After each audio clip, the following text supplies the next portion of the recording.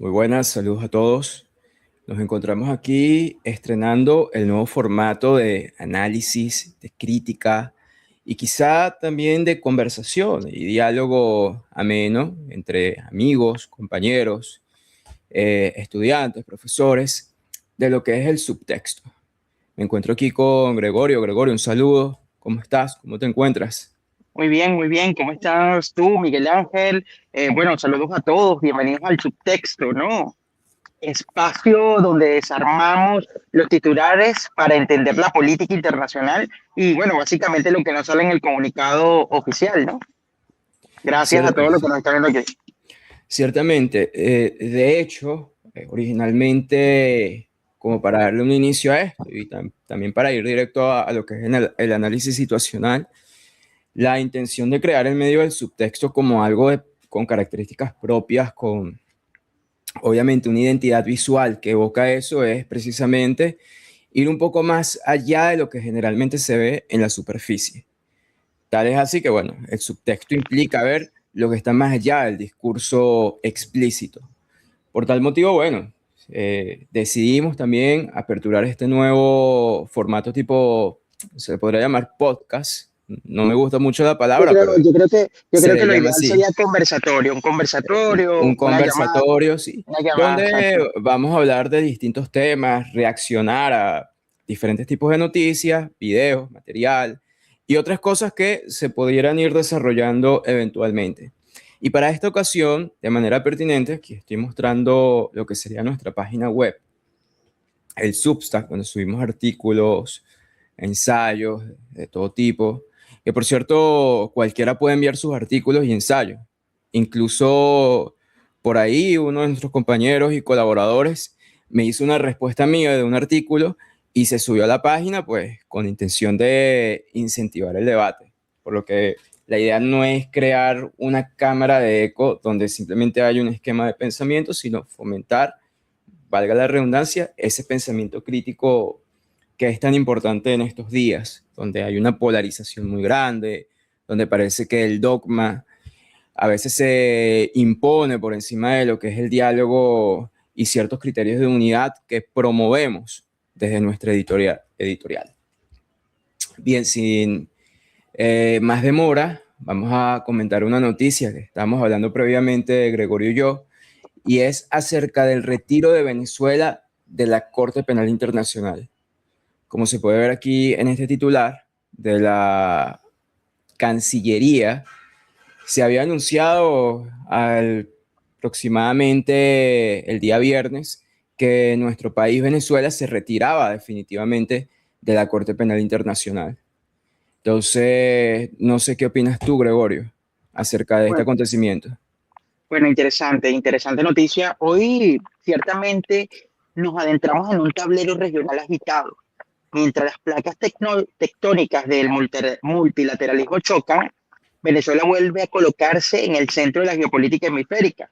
Desde las implicaciones reales de este anuncio frente a la Corte Penal Internacional y, bueno, obviamente la fractura institucional en La Haya y hasta la estrategia de fondo que juega en la controversia por el Esequibo y el rol ambiguo de las grandes potencias, ¿no? Este contexto de la Corte Penal Internacional, nosotros como venezolanos, simplemente hay que verlo con bastante detenimiento, porque no se trata solamente de Venezuela, se trata previamente de la decadencia de los organismos multilaterales para no solamente ser árbitros, no solamente ayudar a esclarecer temas, sino también la propia decadencia de estos organismos multilaterales que solamente se utilizan por algunas potencias como base de presión política. Y bueno, para nadie es un secreto, Venezuela está viviendo un gran viraje geopolítico. Yo creo que, yo creo que ese es el argumento, ¿no? Digámoslo así, el gran viraje político de Venezuela. Entonces, esta política exterior hoy nos lleva a analizar muchas cosas. Pues en el marco de esta decadencia sistemática de los organismos multilaterales, bueno, hoy el Estado venezolano, a través de la Cancillería, emite este comunicado. Miguel Ángel, que ahí está ahí en la red, en la pantalla, diciendo que, bueno, que es el inicio, el inicio del retiro rotundo de la Corte Penal Internacional, que es una postura ciertamente que hace eco el Departamento de Estado de Estados Unidos Creo en este marco que del gran viraje. hay que hacer mucho hincapié en esto porque la decisión de retirarse de la Corte Penal, que por cierto no sería la primera vez que se plantea lo que es la política reciente de Venezuela, solo que se está materializando precisamente en este momento histórico y en este contexto geopolítico tan delicado como tú indicas, en este proceso de realineación, porque eso no puede tener otro nombre. Sin embargo, como iremos hablando, cuando hablamos de realineación geopolítica, no estamos hablando de la realineación geopolítica que puede tener, por ejemplo, Argentina, Colombia, que generalmente se coloca a... Voy a hacer el paréntesis de una vez.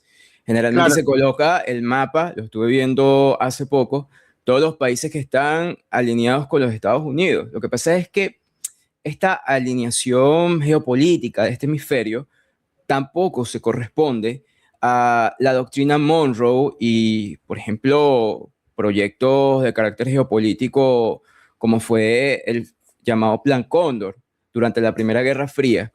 Porque si bien tenemos a Estados Unidos como un actor principal y fundamental en el control de todo lo que es el continente americano, lo estamos haciendo en un contexto no de bipolarismo geopolítico, no hay una Unión Soviética enfrentada ideológicamente con los Estados Unidos, sino que estamos ya de plano en una dimensión que algunos llaman, me parece que de forma muy acertada, el llamado mundo multipolar.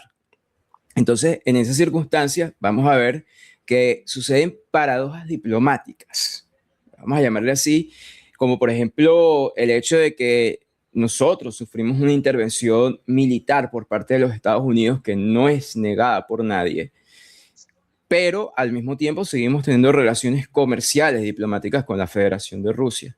O sea, seguimos teniendo tratados comerciales con Rusia, seguimos teniendo tratados comerciales con China, la República Popular de China, y eso, por lo menos en este siglo, no es para nada contradictorio, porque de la misma total. forma tenemos a una Turquía, que es parte de la OTAN, pero que también tiene relaciones diplomáticas con China, con Rusia, y que decide de una manera bastante flexible, pero sobre todo pragmática y realista, subordinar primero sus intereses nacionales antes que las afiliaciones geopolíticas de carácter ideológico. Entonces, la multilateralidad, no estoy de acuerdo con esta parte del mundo multipolar, pero me parece que es necesario decirlo. A veces se caracteriza por ser de carácter post-ideológico, siendo la Total. ideología relegada a un segundo plano. Entonces, conceptos como democracia, como libre mercado, o incluso desde la izquierda, conceptos como socialismo, comunismo,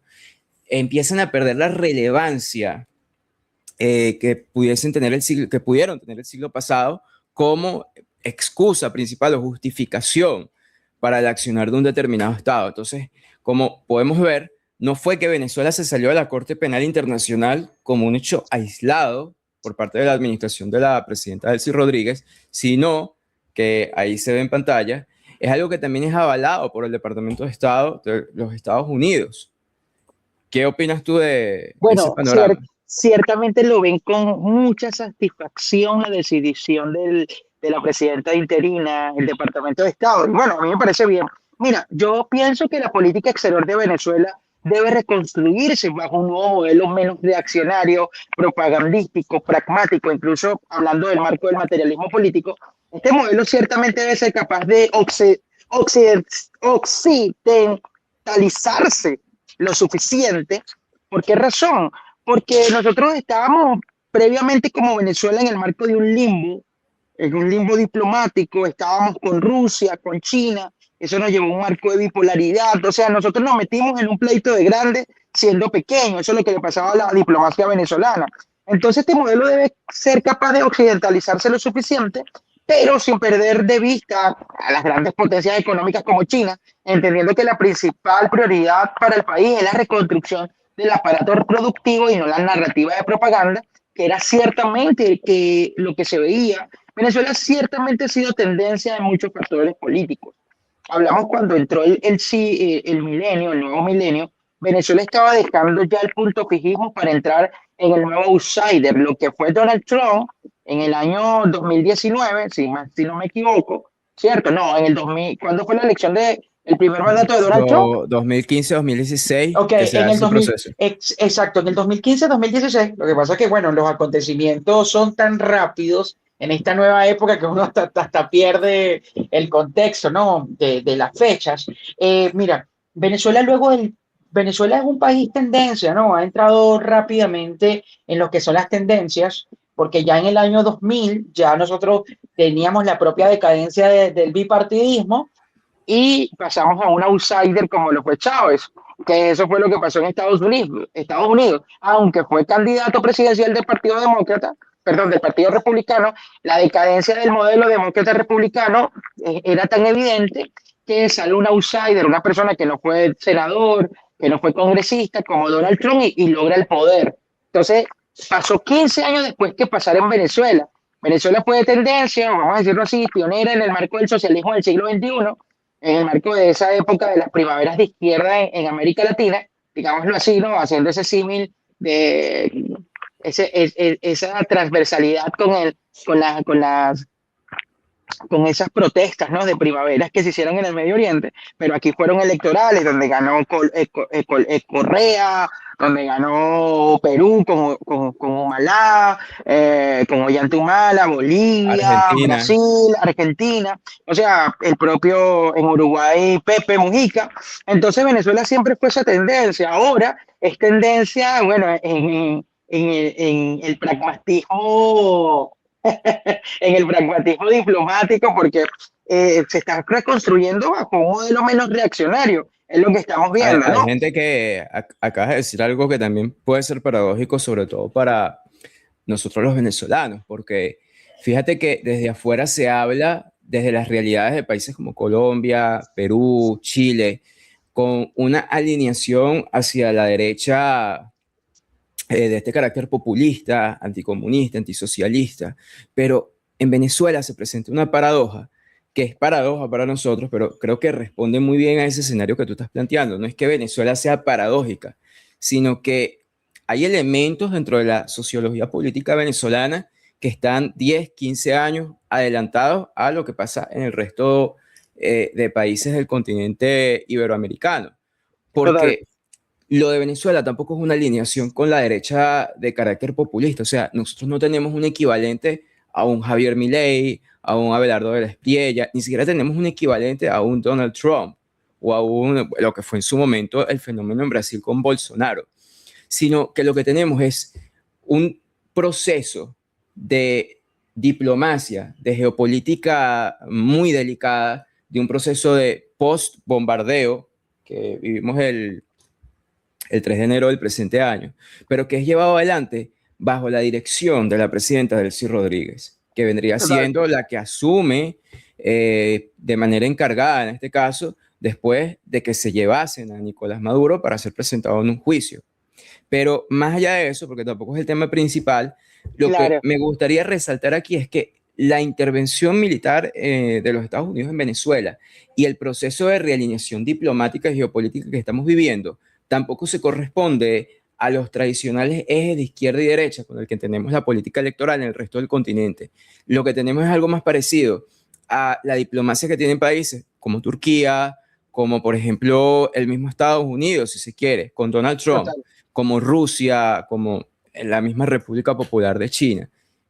Total, de acuerdo. Mira, yo lo que pienso, aparte dándole fuerza a tu argumento, Miguel Ángel, las circunstancias se encuentran en pleno desarrollo y la propia velocidad de los acontecimientos nos obligan a observar el panorama con muchísima cautela. Porque la construcción de conclusiones en este asunto, que, que ahora no podrá darse, o aún están por darse, sin embargo, estamos en una certeza, hermano, de lo que es el gran viraje político. O sea, estamos presenciando un gran viraje político cuando en más de 10 años Venezuela recibe a diplomáticos israelíes, vamos a decirlo así, porque un militar israelí también es un diplomático al final del día, ¿no? Recibiendo delegaciones del Congreso estadounidense Yo creo que estamos viendo, presenciando un gran viraje, ciertamente, y ojalá que sea hacia donde tú lo dices, que hasta esta postura multilateral, ¿no? De que me siento con todos y permea el interés nacional. Entonces, hay unos cambios agresivos, ciertamente sin definiciones claras, un entorno pragmático que es muy positivo, materialista, político, revisionista y flexible.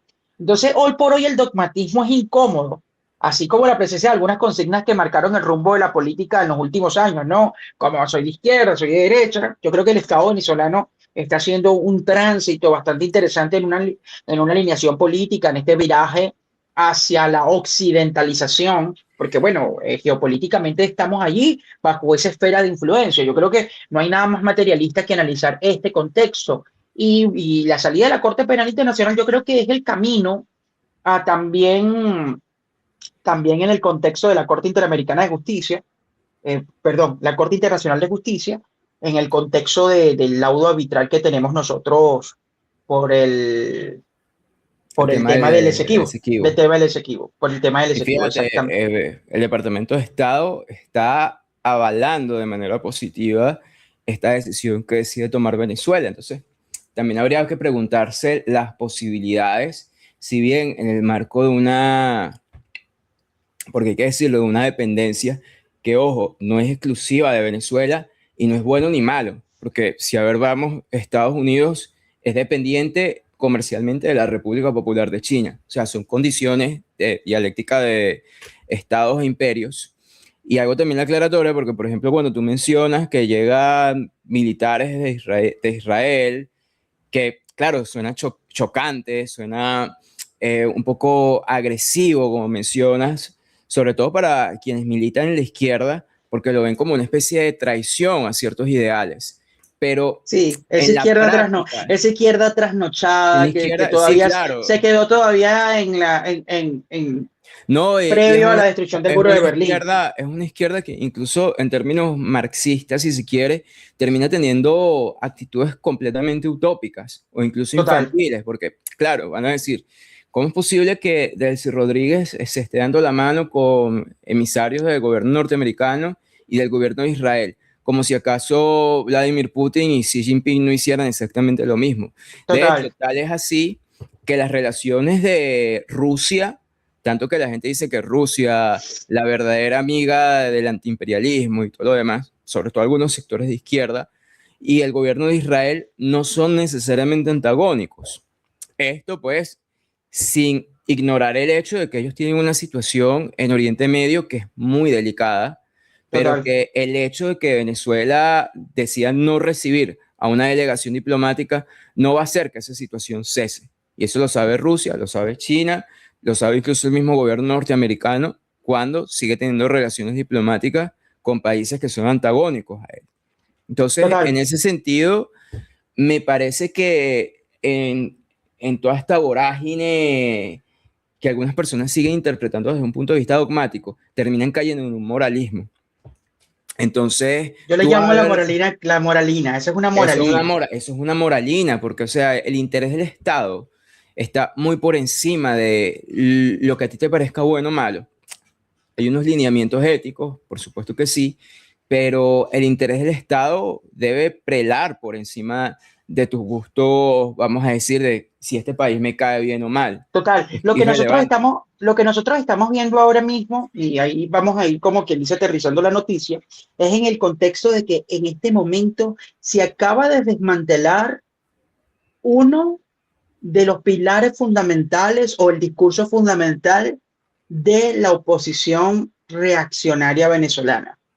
¿Por qué? Porque a Venezuela salir de la Corte Penal Internacional se le queda, vamos a decirlo así, aislado la forma de todas estas denuncias por temas de derechos humanos, por todas estas denuncias de presos políticos, o podría decirse también políticos presos. Entonces ahí es como que también un trasfondo político y también vemos que, por ejemplo, el alcalde de Nueva York estaba hablando ciertamente de que apenas llegara eh, el líder israelí Vladimir Netanyahu, Benjamin, Benjamín, Benjamín Netanyahu llegara ya lo iban a apresar, obviamente por orden de la Corte Penal Internacional.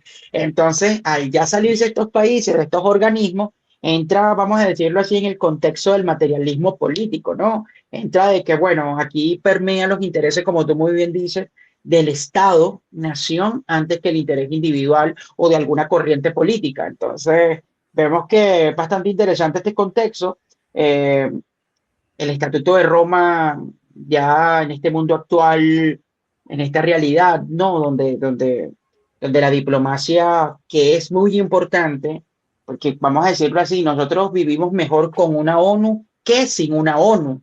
Vamos a decirlo así, es mejor tener ese mecanismo allí que no tenerlo, pero es la realidad que vivimos hoy en este mundo actual, ¿no?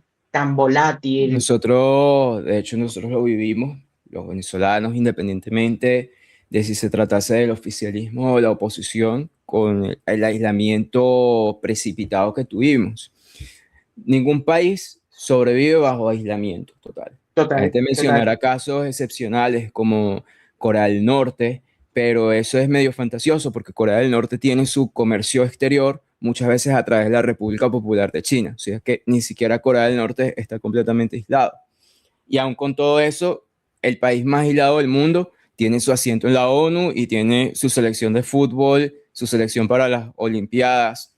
O sea, algo tan cotidiano que parece que no tiene relación con lo político. De hecho, sí se relaciona. Es parte de lo que, volvemos a la ontología del materialismo político, llamamos nosotros la capa cortical, es decir, la corteza, cómo nos relacionamos con el otro y que muchas veces eso define las políticas internas de un Estado-nación, de un país en Total. concreto. Entonces, volvemos y me gustaría volver a aclararlo. Nosotros estamos analizando el asunto casi que en frío, o sea, no estamos diciendo que es algo de aplaudir o es algo de que, qué lástima, sino que son las condiciones del terreno y simplemente hay que ajustarse a ellas.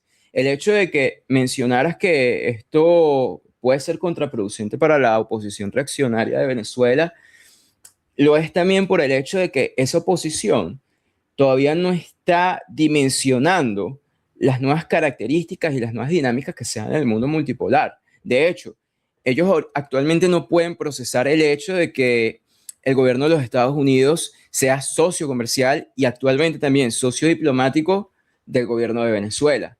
Sin Total. embargo, desde la perspectiva de alguien que ya está sumergido en el realismo político, en el materialismo, el multipolarismo, tiene toda la coherencia del mundo. De hecho, lo que no tiene coherencia es que todavía se esté apelando a organismos internacionales, pero desde un punto de vista dogmático y moralista, la moralina, como tú mencionabas, para intentar generar cambios políticos. ¿Cuál crees? Y antes de que pasemos a la otra noticia, ya estamos aproximadamente en la mitad del programa, ¿qué es el mayor error que está cometiendo esa oposición reaccionaria en este preciso momento frente a la salida de Venezuela de la Corte Internacional? Bueno, interesante lo que dices, o no, interesante la pregunta. Yo pienso que uno de los errores fundamentales de esta oposición o de algunos sectores de la oposición venezolana es que realmente no están ubicados en tiempo y espacio. Y al no estar formados, no estar ubicados en tiempo y espacio, la única consigna de ellos es una consigna electoral, no una consigna de transformación. De hecho, no tienen ni siquiera un proyecto de país. Y no es democrática, porque Y no, electoral y democrático no son lo mismo.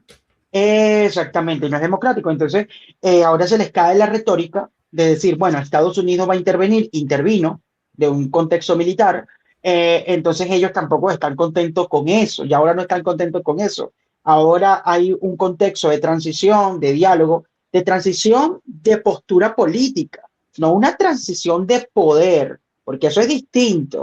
O sea, la transición de poder es distinto a una transición de postura política. Venezuela está saliendo de una radicalización, de un dogmatismo, o sea, estamos viviendo un gran viraje desde el contexto político y diplomático y también se está dando esa reconfiguración en lo interno. Entonces, ¿cuál es el mayor error de la oposición venezolana? Primero, no tener un proyecto de país. Segundo, no saber hablarle a nivel internacional a todos los venezolanos que están fuera del país, porque ellos también son parte de la nación, no hablarle con la verdad, porque es muy importante hablar con la verdad desde el marco del materialismo, del realismo político, porque tú cuando ganaste las elecciones en el 2015 sabías que no era verdad que iban a salir del gobierno democráticamente electo en ese momento de Nicolás Maduro.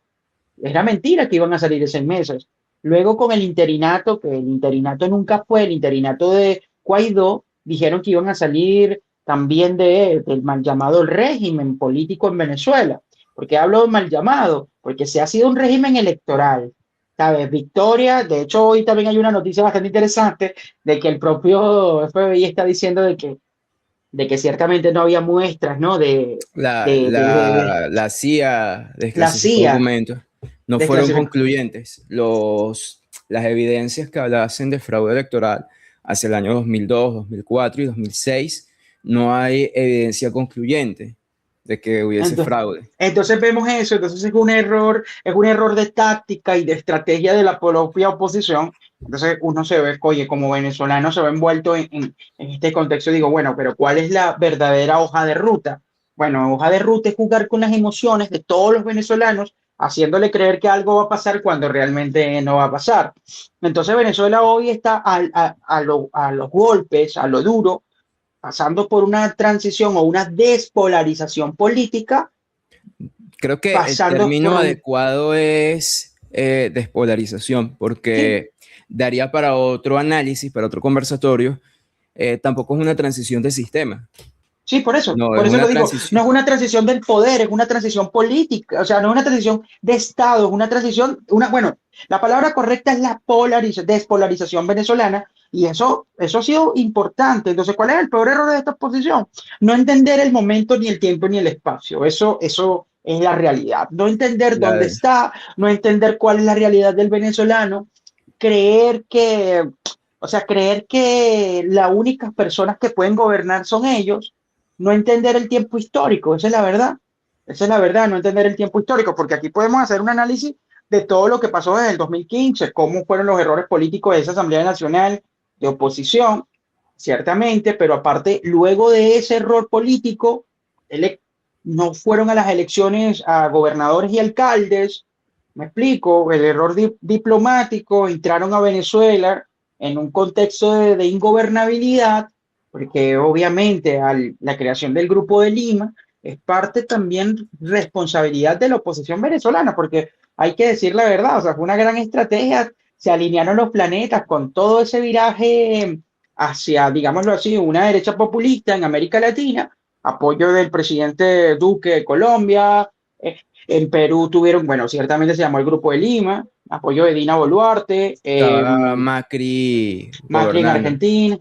En Argentina, de hecho, pasaron cosas de política de Estado bastante interesantes. Se sancionó a Venezuela fuera del Mercosur, o sea, pasaron muchísimas cosas negativas y bueno, tienen parte de responsabilidad de esta oposición que fue muy errática y sigue siendo muy errática. Entonces, lo que hay es que seguir avanzando en este contexto político. Los acontecimientos están pasando muy rápido.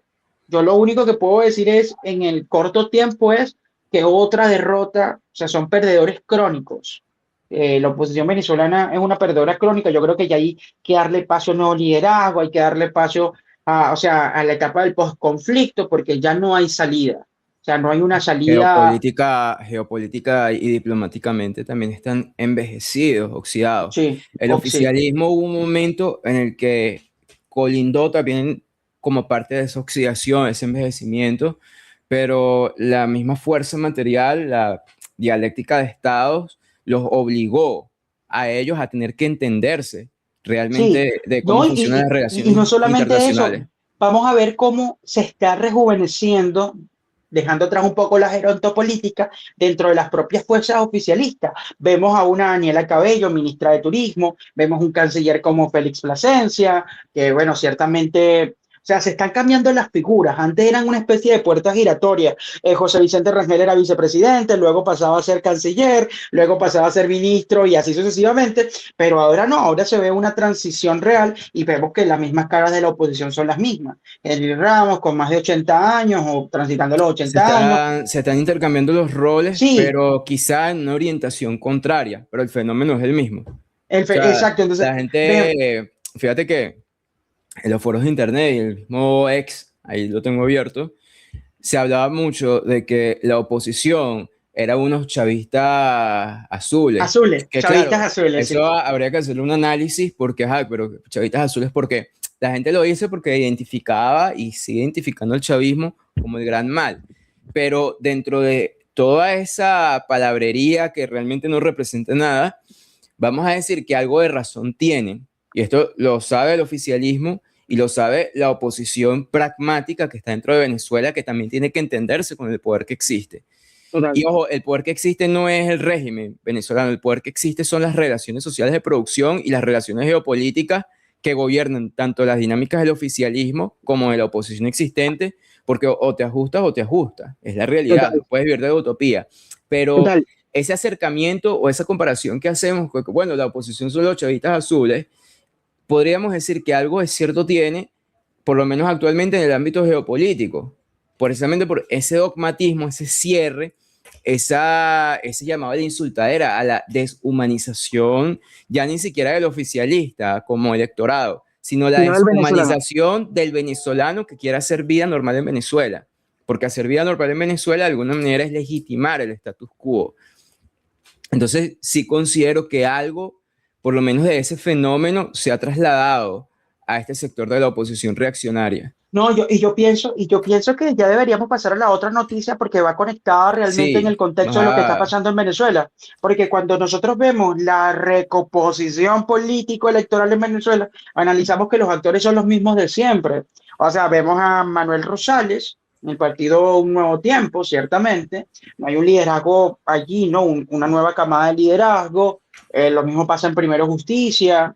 Ahora crean nuevos partidos, nuevos movimientos ojo, sociales. María Corina y Edmundo no son outsiders, no son caras nuevas, simplemente que eran Exacto. los que quedaban, pero no existe un Eh, liderazgo ni siquiera dentro de las filas de ellos. Eso es algo interesante que da para exacto, más. no, porque ciertamente hay dentro de las filas de estos partidos de oposición, ciertamente hay muchísimo revanchismo, pero aparte de revanchismo, hay ciertamente lo que es la segregación social venezolana. Ahí se ve, por esa razón han ellos, bueno, puedo señalar sus derrotas electorales, es porque sigue existiendo un sistema de castas. Bueno, mira, en estos partidos las cúpulas son, bueno, los que egresaron de esta universidad, lo que son de esta familia, lo que son amigos de, lo que son primos de, y ellos no entendieron que Venezuela cambió hace mucho. Entonces eso es lo que viene pasando con las derrotas consecutivas de este sector de Venezuela, ¿no? Que se niega realmente a entender de que ya no estamos en el 2015,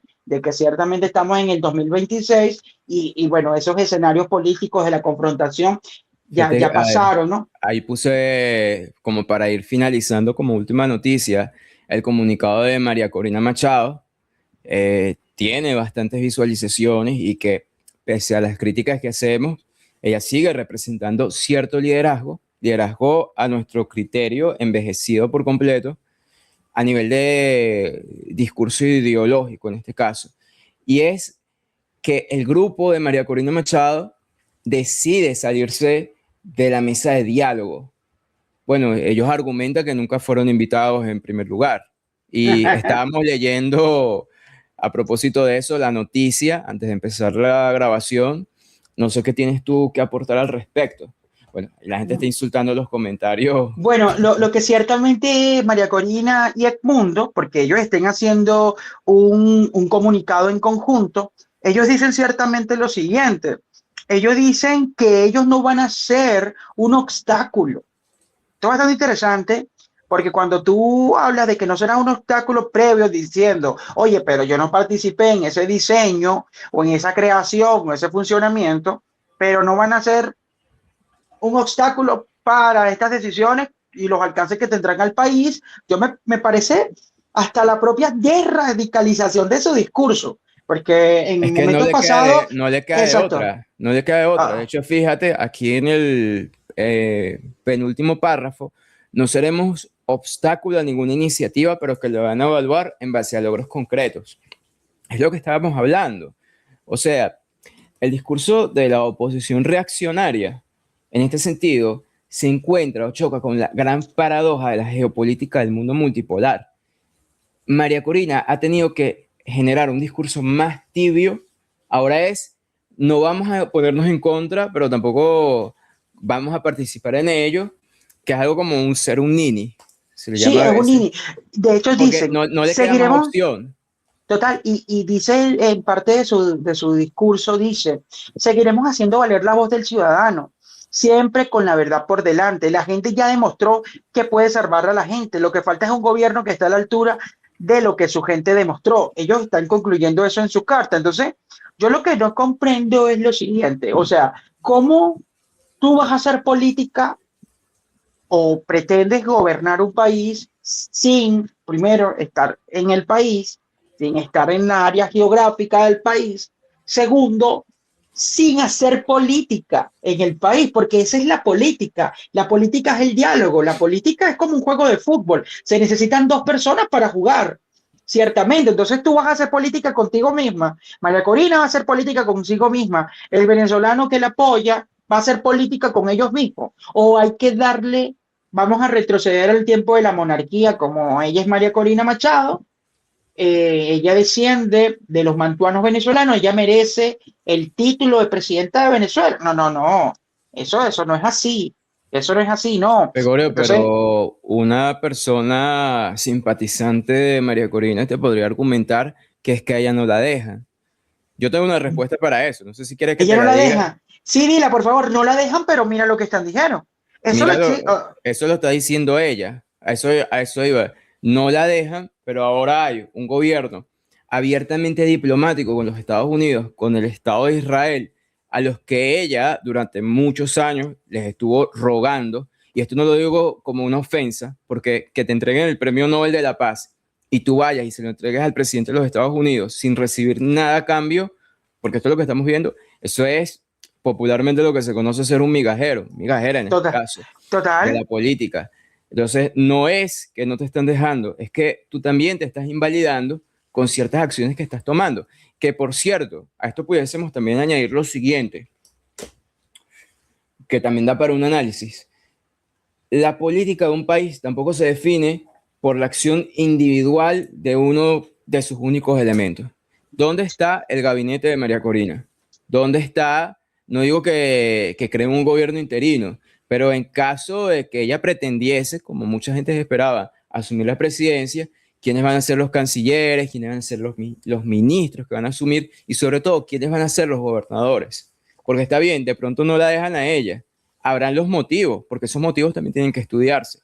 Pero ¿dónde están los gobernadores y alcaldes que son afines a la causa de María Corina? Yo no los conozco. Y hay municipios donde hay alcaldes de Mira, oposición. aquí nosotros tenemos que también velar por algo bastante interesante. No solamente no tienen un alcalde, no tienen un diputado o no tienen un gobernador en Venezuela, pero no solamente eso, legalmente, más allá del asedio judicial a los partidos políticos, no tienen un partido político. Venezuela es un movimiento político, no es un partido político todavía registrado, legalizado hasta el momento, eso es lo que yo tengo entendido. Entonces estamos hablando de que es una política antagónica. Ella, vamos a decirlo así, ¿no? Este es un síndrome de Kiko, el del Chavo del Ocho. Quiero que me den la pelota y si no me dan la pelota, yo no juego. No juego. O sea, entonces tú no vas a jugar. Entonces, ¿qué es lo que estamos buscando el liderazgo venezolano, Miguel Ángel? Y a todos los que nos escuchan, esperemos que puedan comentar sobre este tema. Buscamos un liderazgo que sea adolescente, un liderazgo que actúe bajo los impulsos o actúe bajo el criterio, la frialdad de comprender de que Venezuela debe transitar a una etapa o ya está en una etapa de postconflicto y que ya debemos, por el bien nacional, dejar de ser un Estado paria, dejar de ser un venezolano, una persona de tercera, porque creo que las personas que nos están escribiendo, nos están viendo, y algunos de los que nos vayan a escribir, ciertamente, y si están al exterior más, muchos no tienen documentación, han sufrido xenofobia, le piden visa para entrar a países que obviamente son inesperados, ¿no? Sin ánimos de decir, o sea, un venezolano necesita visa para ir a República Dominicana, a Perú, a Ecuador,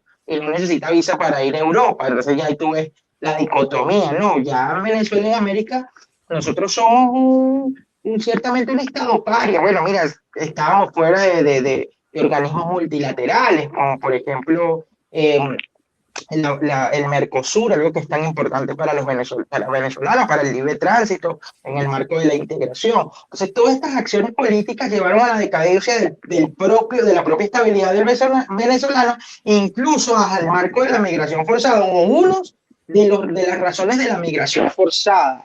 Entonces, vemos esto de que, bueno, ya el venezolano tiene que transitar a un espacio de tranquilidad, un espacio de sosiego, un espacio de diálogo de verdad, porque esto no aguanta más. Y yo creo que el análisis es, ya no estamos en el 2015, o sea, ya no estamos en el 2015, han pasado 11 años del 2015, 11. O sea, 11 años es una persona preadolescente y es casi un cuarto de vida de una persona, es una parte de vida bastante interesante. Bueno, hoy el que tiene 22, o sea, es un adolescente, o el que tiene 32, cuando tenía 20 años, o sea, se tarda 10 años de su vida en un proyecto de vida bastante interesante. Entonces yo creo que ella misma se está haciendo un autogol como parte de lo que ha hecho esta oposición política venezolana. Han tenido errores en la táctica, en la estrategia, y bueno, de aquellos No polvos han estos lodos. sabido, no han sabido actualizar el discurso. Y bueno, Gregorio, yo creo que ya finalizamos. Este Sí, sí, sería el primer perfecto. programa. Me parece que quedaron muchos temas que se pueden tratar en ediciones posteriores, Claro. ya con un enfoque más temático, estos conversatorios. Vamos a llamarlo conversatorio. Eso Sí, del podcast una, ya, sí, un sí, conversatorio es un momento donde nosotros hablamos, bueno, aquí no tenemos ciertamente un guión, pueden algunas ideas salirse un sí, poquito, más. sí, sí, Y del de guión. diferentes temas en general. Entonces, nuevamente, sin más demora, esos temas ya los trataríamos de manera más oportuna, más Lo adelante. que, la conclusión que tenemos aquí en este momento es que Ajá. Venezuela ya está teniendo un gran viraje, está teniendo un viraje geopolítico, hay que tomarlo con bastante detenimiento, hay que verlo. Hay que entrar dentro de ese viraje también, precisamente también para evaluar y también entender que solamente podemos tener garantías estando ahí, participando. Sí, Incluso esa participación puede ser a la contra, pero para estar a la contra tienes que estar ahí en primer lugar. total, sentado, sentado. Y nosotros por lo menos, Gregorio tiene espacios de participación, es activista, tiene espacios donde hace política. Yo también tengo espacios donde hago política y donde hago activismo.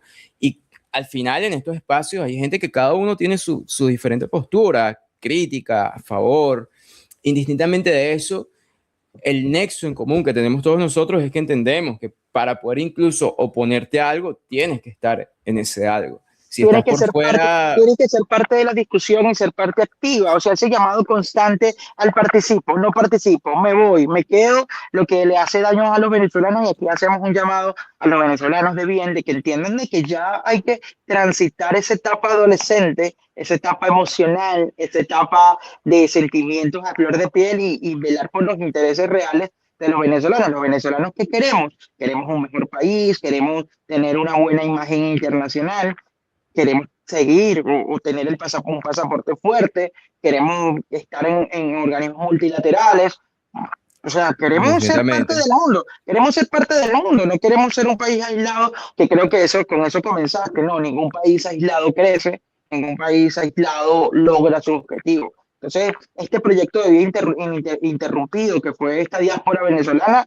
yo lo que los invito es el momento de la transición, es el momento de un nuevo pensamiento y, bueno, de avanzar. Yo creo que esto es el subtexto, ¿no? sí, El subtexto es eso, es parte, es hablar de eso que te dice que entre líneas, es entender, ¿no? lo que Lo que está ocurre. debajo del discurso emocional del momento, de a ver quién grita más duro. Y no se trata de eso. Bueno, mucha gente nos criticará a nosotros diciendo que somos que chavistas de closet o trabajamos para el Xavi, gobierno. no, eso Sí, sí, tarifados, tarifados. tarifado. Sí, porque uno señala el error que ha tenido la oposición, aún siendo de oposición, y dicen que eres un tarifado, incluso que Un eres chavista. dogmatismo. Por O sea, cierto, sí, total. fenómeno que se da también dentro del oficialismo, pero cada vez con menos frecuencia.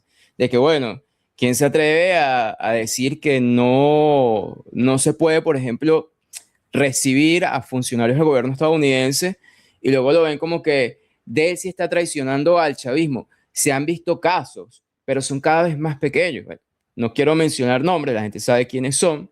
No estamos diciendo tampoco que ellos son malos o buenos, simplemente estamos describiendo una realidad que se da tanto en la oposición como en el oficialismo. Como Pero yo soy más chavista que y yo soy más sí, opositor que. yo soy O más sea, opositor que ese fenómeno en específico. De eso se trata. Y bueno, ya creo que podríamos ir concluyendo. sí, por Muchas supuesto, gracias por supuesto. por habernos Bueno, escuchado. no, Si no, vas a bueno, agregar usted, algo.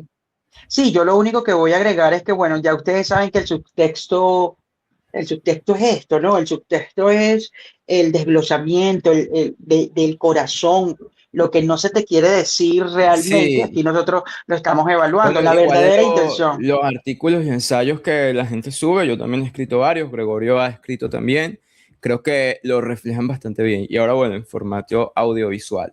No, Hasta muchísimas luego. gracias. Espero les siga gustando esto. Dejen algunos comentarios y vamos a comenzar a hacer esto de manera periódica. Bueno, muchísimas gracias, Miguel Ángel, por el tiempo, por la oportunidad. Y bueno, saludos a todos y bueno, Vale, seguimos hasta avanzando. luego. Chao. Noche.